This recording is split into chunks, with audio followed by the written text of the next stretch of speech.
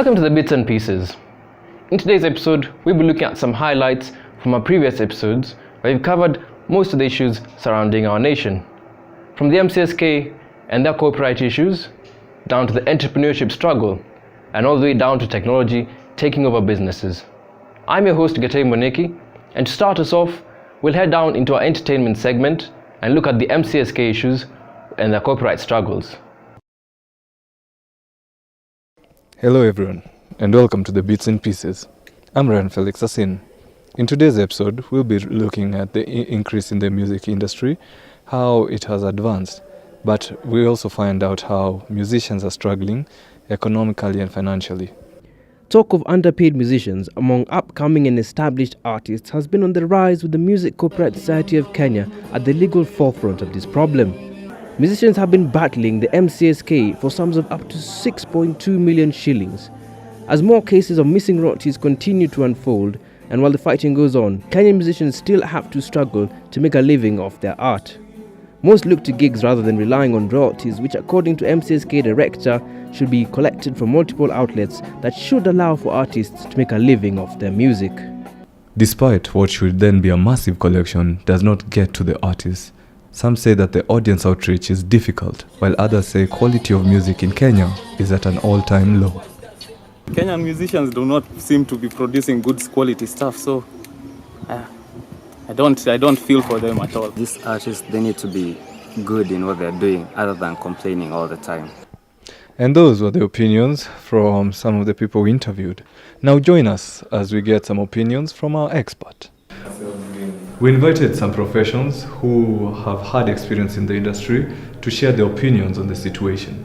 What I find curious is that those who create the music are the ones who seem to be at the whim of those who administrate the copyright service, when actually they're the ones who should be calling the shots. One thing I think they can really do is call for a much higher degree of transparency. I don't think MCSK is really looking to associate too many artists into their organization, because you don't have so many artists enrolling to MCSK. I think they don't have a proper system for paying, so maybe until they work that out, we'll have more artists. So we've seen how artists struggle with their finance, and also we've seen how they struggle with MCSK so that they can get their royalties and their money. I've been your reporter, Brian Felix Asin. Thank you. Hello, how can I help you? I'd like to sign up for KCB mobile banking and internet banking, please. Certainly. Sir, I'd also like a KCB credit card. Okay. And a prepaid card. Goodness, great. I'd also like to open a salary account and arrange several standing orders. I just need you. I want a personal loan and a home loan. I need lots of insurance. I'd also like to deposit a few shillings in my account. Introducing KCB Simba Points. The more transactions you perform, the more points you earn. Redeem your points for awesome rewards, including air tickets, hotel rooms, iPhone, and so much more. It's no wonder our customers are doing a little more banking than usual. KCB Simba Points. Extra value for valued customers. Moving on swiftly, we now head over to the political scene, where we look at how universities incorporate their student governments, and if any, they receive any struggle with the administrations and the students they try and serve. Let's have a look. In Kenya, it has become common for students to go on a strike and eventually erupt in a violent protest. Most of the time, it's because of unfulfilled promises from the administration. Between the students and the administration lies the students' government as a means to more easily fulfill the needs of the students who elect them. But how well do this government work as a voice for students? The politics of student governments is often brought up into question. They have been in place at universities for decades, yet till present day, students still move against them in both major and minor complaints. In the Kenyan scene, this often leads to riots and protests against the administration for not following up on student requests. Should the administration be blamed for not delivering change? Or should the student government be looked down upon for their inability to push the administration into fulfilling the students' needs? In Daystar University, the DUSA, or Daystar University Student Association, is known for having a roll-off of similar or same complaints by the students, even as the student leadership shift with the next promising to fulfill what the predecessor did not. Despite this, they often look to any accomplishments, hoping to sway the students in electing or re-electing them. Some students, however, view the student government as a necessary, prosperous unit, while others can barely acknowledge their presence due to a lack of impact in their lives on campus. I think students' government are efficient because they kind of set up the institution with the students and kind of bind them together with the institution. I think the student body is kind of efficient in some way, but when in terms of promises, I don't think they fulfill all of them. I genuinely don't think they're efficient because they don't affect everyone in the school. Like, their presence is not felt necessarily unless it's time for politics or they need votes. With mixed opinions from students, we sought out student government officials to give their opinion on the matter. We spoke to two members of the current and former Daystar students government, known as DUSA, about the efficiency of the system. I believe that there is a lot of efficiency in the student government. They've done quite a lot, and they need more support from the students and from the administration. They need to be listened to. They need to be the things that they bring forward from the students need to be put as a priority, because you consider the fact that they are also students like the rest. With mixed opinions on this matter, we can only look to the young leaders in hope for change. Will they push forward the need of those who elect them, or will their decisions be swayed by the administration that allow them to be? A question that can only be answered with time. Reporting for Bits and Pieces, Kirui Arab Yegon. Welcome to the Bits and Pieces. I'm your host, Agate Mwaniki, and today we'll be covering some political issues around Daystar. And with us is Noah, the former DUSA president for sports, and he'll be answering some questions. Thanks for being with us, Noah. Thank you very much.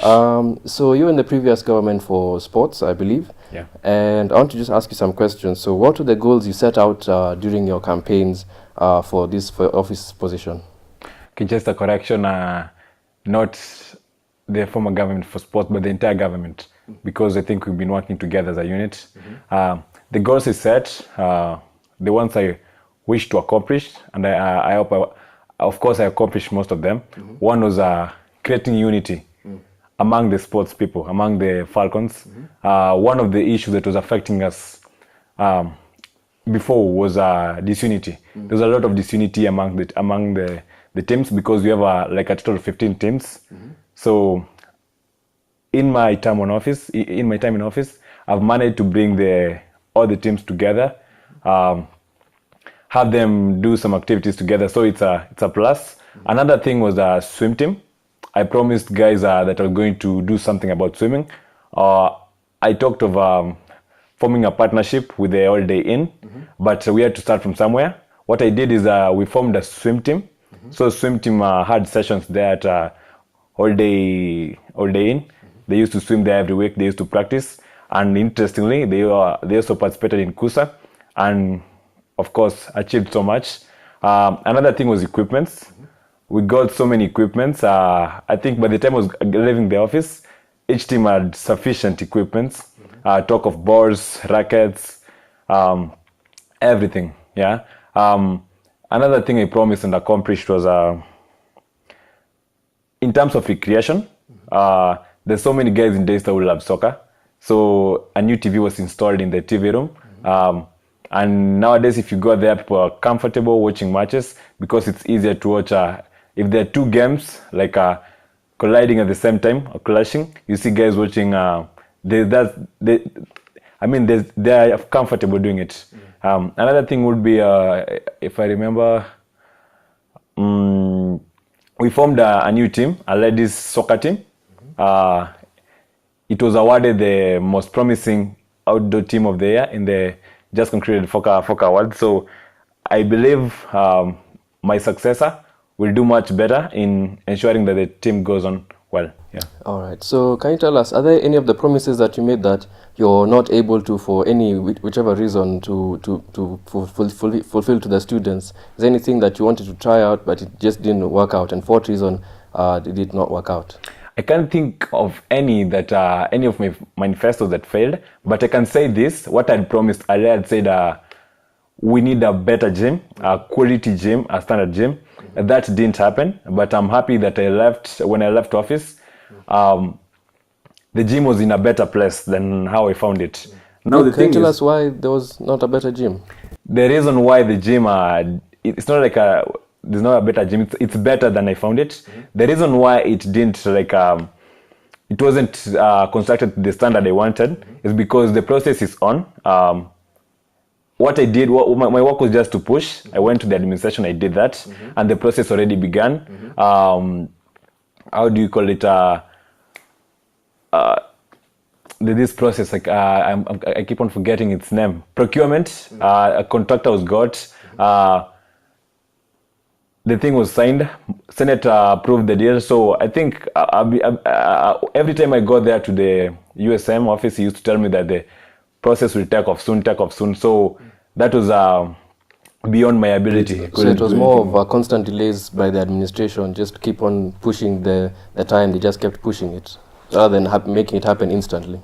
I don't really know what happened, but I can't really tell what happened. But every time I went there, I was being told that it's going to happen. But till now, I haven't seen anything constructive happening there. So I don't know what they're up to. Because I know money has been allocated for it in the previous financial year. In this financial year, 20 million shillings has been allocated for the gym. And I don't know what's happening, honestly. Yeah. So in relation to that, what factor do you think the administration plays in the things you want to fulfill for students? Like, what kind of bias do they have against pushing forward your ideas, if any? Do you see, like, in amongst the administration, like, for instance, Saturn just pointed out that they kept telling you that the plan is in place, but you didn't really see it going ahead until after some time. Is there any sort of bias that you see in the administration against the decisions that DUSA wants to push forward? I don't want to call it biasness. I don't know. I can't find a better word for it. Maybe I would say maybe they have priorities. Of course, they have their own priorities. Like for now, we have a 5-year strategic plan for the school. And when you come in government as a student leader, you also have your plans. So you'll find that there are two conflicting plans here. They have their own vision. You have your own vision, and maybe I think maybe they go and then decide, maybe in the boardroom they decide on which ones to prioritize. Yeah. So I can't really say it's biasness, but they haven't said it out clear. So yeah, I don't know what it is. Thank you for your information. That was very helpful. I'm Gatei Moniki for the Bits and Pieces. Thank you for being with us. Moving on from politics, we go to business to see how the entrepreneurs of this country are struggling and handling their own businesses. Let's see the highlights of that episode. Among the bustling lives of Kenyans, there is an unstoppable rise in the population of entrepreneurs starting up their own ideas, from the small shop owners to the big enterprises. However, with the seemingly challenging economy and all the risks involved, we set out to see if this career path is looked down upon. With the proposal of the shilling 2.3 trillion budget on consumers, a host of goods and services, including imports, have shot up in cost, despite the bill having not been passed yet in Parliament. Couple this with the fact that the Kenyan shilling has fallen following increased dollar demand from importers, making the cost of imports and other commodities skyrocket. What hope do the rising number of entrepreneurs in a highly saturated market have? Looking to the Daystar community, more business owners are cropping up, most with the similar ideas that give it little competition at a rate that does not show growth in business. In recent months, most restaurants and food places have been closing down due to a shortage of crops, owing to the elongated dry season at the beginning of the year. Some of the locals look through all these shortcomings and are content with the struggles at hand. So when you're running your own business, you get to like exercise every idea you have, and it's good for business, but it's a risk. So if you want to start your own business, you have to be ready to take the risk. Kila kitu lazima wewe mwenyewe mwenye biashara ujikaze, inategemea na biashara yako jinsi ilivyo, kwa sababu hakuna biashara rahisi wala ngumu. Yote ni wewe mwenyewe jinsi utavyojitahidi kwenye kazi yako. Kuna kuwa na self business ni poa sana juu like kuna more time, hauchoki sana, ni kukaa tu kuuza, ni hivyo tu, iko sawa. According to the common citizen, the prospect of starting their own business is more lucrative despite the hurdles. We asked some financial experts about their opinion of entrepreneurship, and this is what they had to say. I think entrepreneurships are worth ventures to start. And first, entrepreneurships mean different things to different people. For example, others think that these big business ventures, those are the real entrepreneurs. But entrepreneurships are these small stuff, ideas, just a new way to solve a problem and to make sure that way create value to the people and to yourself as an entrepreneur. I would say that entrepreneurship is the employer of the 21st century. It's now the critical way to go because currently the current jobs are already saturated. We need innovation in all sectors of the economy, and in every sector there is always an entrepreneurship part to it. It seems despite the challenges and ever-growing economic issues in the country, entrepreneurship is still seen as a more prosperous route to take. Reporting for the Bits and Pieces, I'm Jepkoech Kandagor. Hi, so my name is Kasim Sangwe. I'm going to tell you about the cost of equipment in Kenya. First of all, personally, I have experience in running small business, and equipment is actually a very important asset for a small business to have because that's what distinguishes you from your smaller competitors. On a big scale, these big companies are, way further involved in strategies and, visions and missions. They're not really concerned about investing into high-end equipment and assets. So the cost of equipment right now is pretty high. For small businesses to achieve such an income, it requires that high-end equipment. So what you have is people making less profits and less income because their equipment is not up to date. I would say the cost of equipment is very high in Kenya, Africa, because we don't have many businesses or companies that manufacture business end products, assets that can be subsidized and made cheaper for the locals. What you have in turn is all businesses importing these high-end technologies and equipments that actually guide to business efficiency. So that's actually the economic problem that I see we have in Kenya.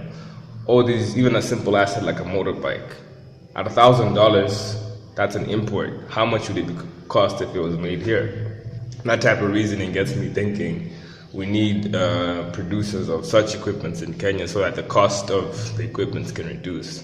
So that's basically why I think the equipments and small businesses are not really, going far in the industry. You don't have people pushing the agendas to really point out that we need technology for small businesses.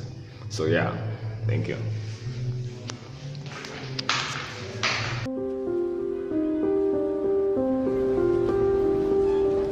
This is for the hustlers and the bustlers, for the movers and the shakers and the rule breakers.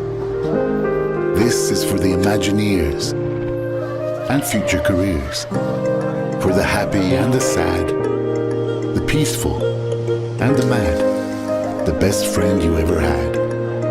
This is for the deal, the date. This is real, this can't wait.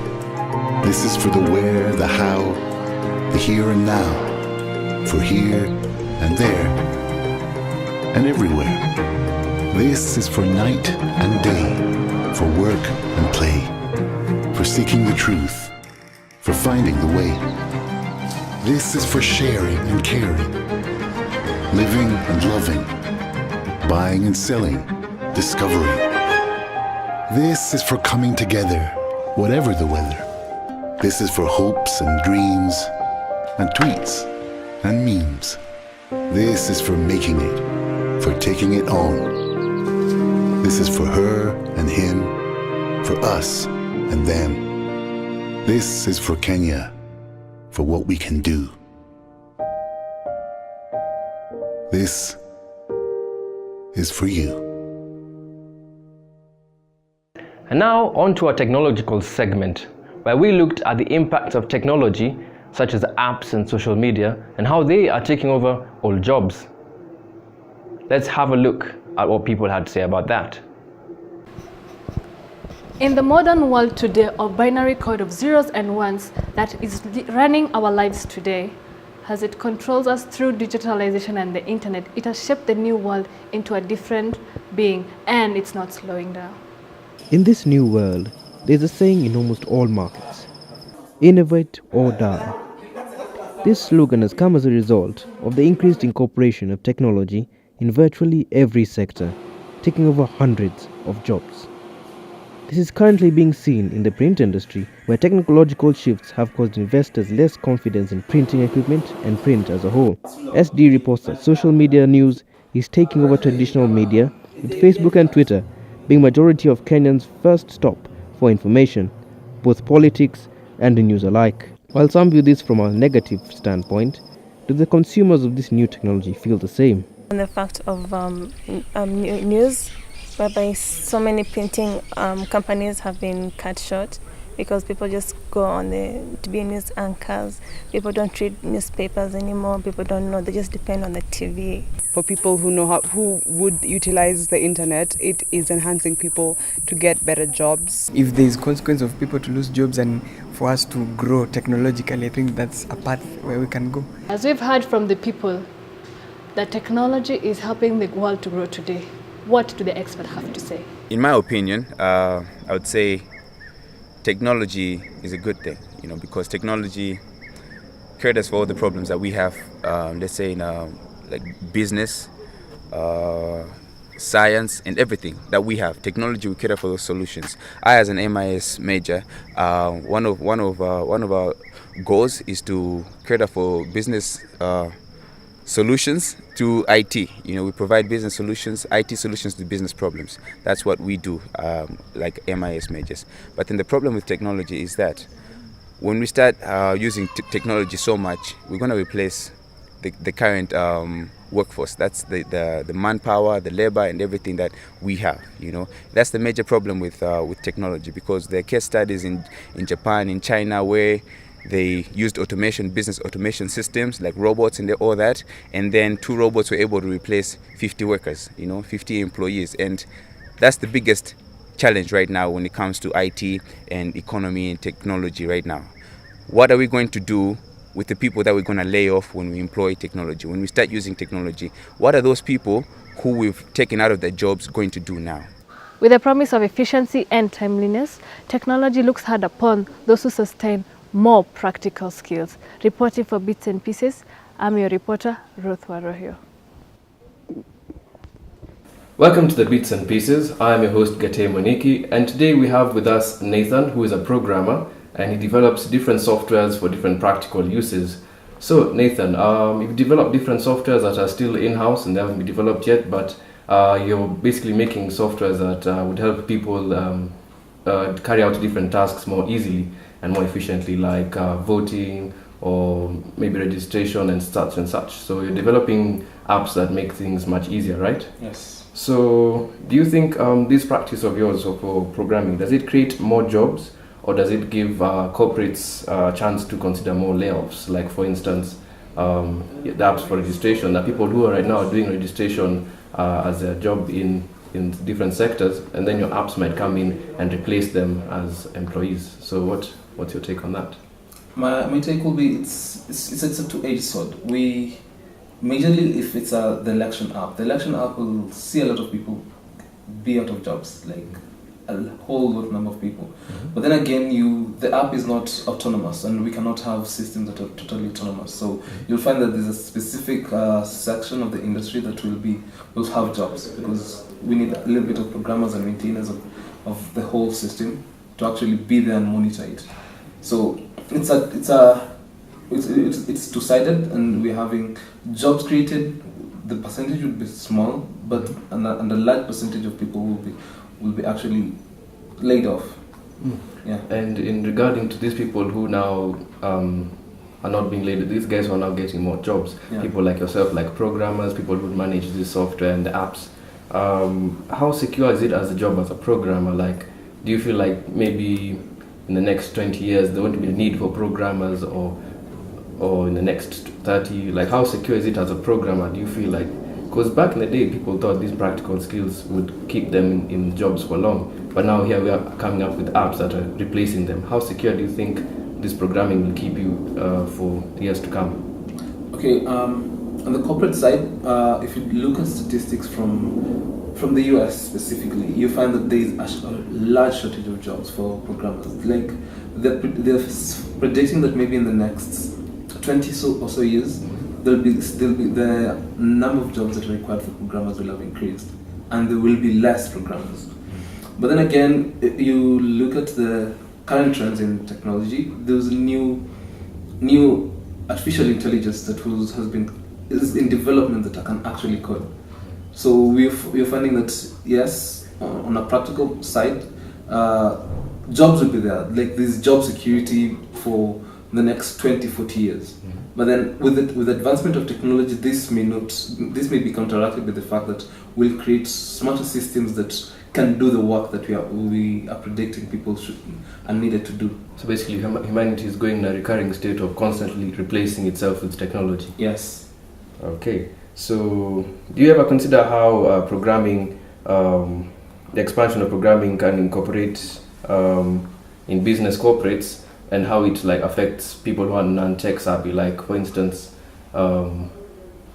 people who, like I said, do registration. Do you ever think about how it affects these people, or do you just go ahead and program and say that I'm doing my job and it's fine, or do you just, how do you go about this? A client comes to me and says, okay, I want this software.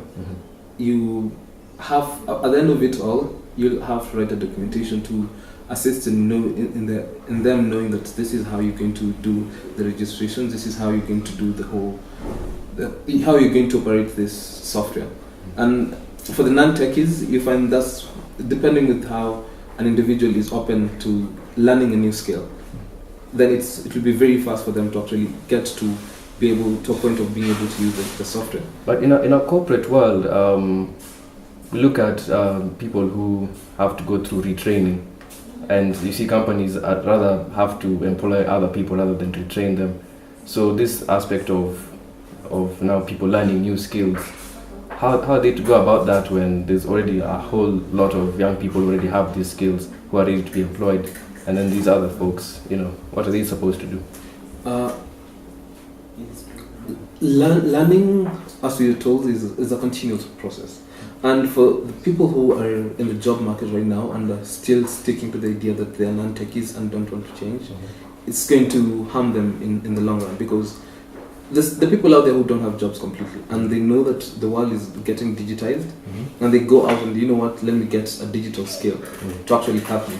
Now, when it goes to the corporate world, you find that when a company approaches you and wants you to create a software to do something specific, they've already done their cost-benefit analysis. They've known that, okay, we will have to maybe retrain the people you already have, and they've factored it in the overall cost and benefit they're going to have from the software, and they said, okay, this is the right choice. If another company comes and says, yes, we're going to create for us, because the software that you're going to create in a corporate world are very specific, so you can't say that someone out there with some computer skills will be able to know how to operate the software. They'll have to come also sit down and know, okay, this is how you're going to work with this piece of software. So it's unless someone completely does not use computers, then that's where the cost of retraining will be high. Thank you for having us. Ladies and gentlemen, that was Nathan. He's a programmer. And for the Bits and Pieces, I've been Gatei Moniki. Thank you for watching. In today's world, we're all just some tiny little bits of a better working machine to form larger pieces. We hope here at the Bits and Pieces that you have learned something and taken away from these episodes. We hope that you have a fantastic day, and thanks for watching. I've been your host, Gatei Moniki. Until next time, stay safe.